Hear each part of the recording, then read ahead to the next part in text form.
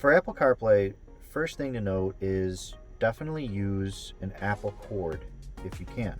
A lot of aftermarket cords do not transmit the data well. Some of them will work, some of them don't. The cord we're using, we made sure that it did work, but please keep that in mind when you're trying to use the system.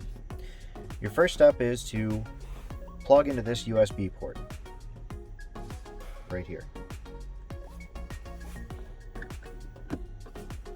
Plug the other end of the phone or the cord into your phone.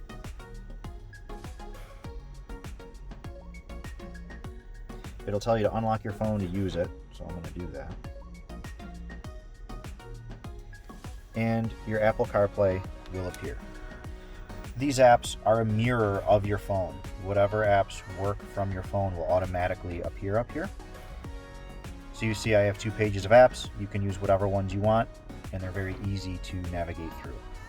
There's your Pandora, if you have Pandora or Spotify. I listen to a lot of music on there. You can cycle through your stations. To go back to the previous screen, just press that and it'll go back. Now, an important thing to note, a big benefit of this is you can use your Waze or Google Maps to get to where you're going, which a lot of people prefer. If you want to use the car's system, on the bottom left there's a little home button. Press that and it'll bring you out of Apple CarPlay. That way you can use the vehicle's navigation system.